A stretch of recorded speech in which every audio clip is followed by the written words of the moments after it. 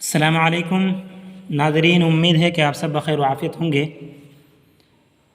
آج ہم ایک مرتبہ پھر اردو کی دوسری لے کر حاضر ہوئے ہیں اور آپ صلی اللہ علیہ وسلم کے اخلاق کا بیان پڑھنے جا رہے ہیں۔ اس سے پہلے کئی سبق اور کئی قصے بلکہ روایت آپ صلی اللہ علیہ وسلم کی جو اخلاق کے متعلق تھی وہ ہم نے پڑھی۔ اب پھر ایک اور آپ صلی اللہ علیہ وسلم کا اخلاقی نمونہ ہم پڑھنے جا رہے ہیں۔ چلیے اس سے شروع کرتے ہیں۔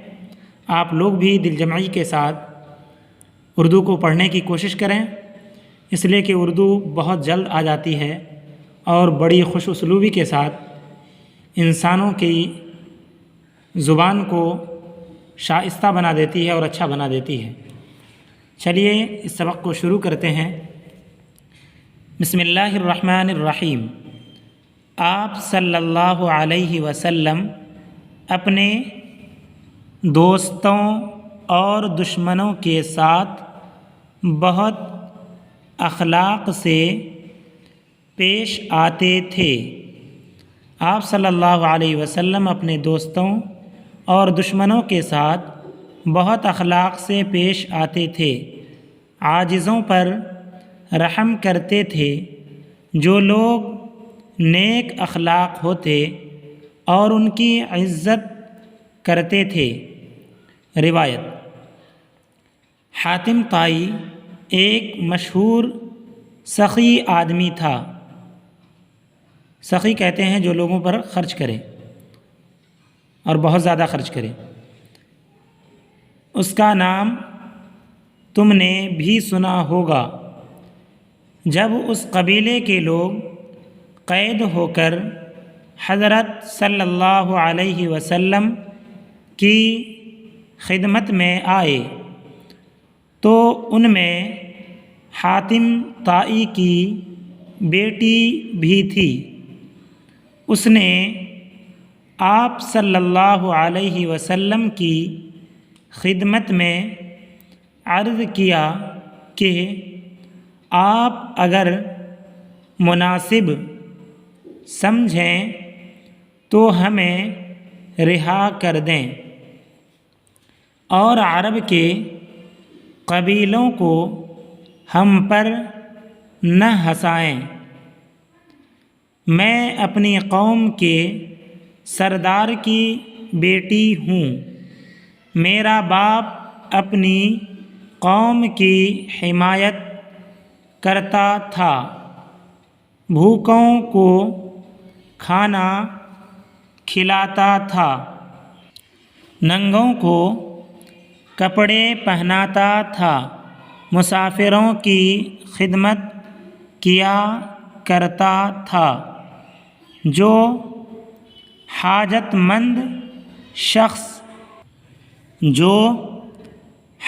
مند شخص اس کے پاس آتا، مقدور کے موافق اس کی حاجت پوری کرتا تھا۔ مقدور کے موافق اس کی حاجت پوری کرتا تھا۔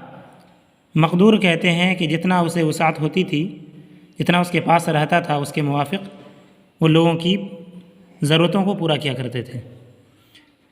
اس کا نام حاتم تھا۔ آپ صلی اللہ علیہ وسلم نے فرمایا کہ یہ ایمانداروں کی صفیں ہیں۔ تیرا باپ ایسا تھا، اس لیے ہم نے تجھ پر رحم کیا، تیری قوم کو چھوڑا، کیونکہ اللہ تعالی اچھے اخلاق کو پسند کرتا ہے اور تیرا باپ بھی اچھے اخلاق کو پسند کرتا تھا۔ یہ سن کر آپ صلی اللہ علیہ وسلم کے ایک صحابی اٹھ کھڑے ہوئے اور عرض کی کہ یا رسول اللہ صلی اللہ علیہ وسلم کیا اللہ تعالی نیک اخلاق کو دوست رکھتا ہے؟ آپ صلی اللہ علیہ وسلم نے فرمایا، اس پاک اللہ کی قسم جس کے قبضے میں میری جان ہے کہ بہشت میں وہی داخل ہوگا، یعنی جنت میں وہی داخل ہوگا جو نیک اخلاق والا ہوگا۔ آپ صلی اللہ علیہ وسلم ہمیشہ نرمی سے کلام کرتے تھے اور کسی کو سخت سست نہیں کہتے تھے۔ روایت، یہودیوں نے ایک دفعہ آپ کو السلام علیکہ کی جگہ السلام علیکہ کہا، جس کے معنی ہے تم پر موت آئے۔ ام المؤمنین حضرت عائشہ صدیقہ رضی اللہ عنہا، جو آپ صلی اللہ علیہ وسلم کی بیوی تھیں، غصے ہو کر کہا، تمہیں پر موت اور لعنت ہو۔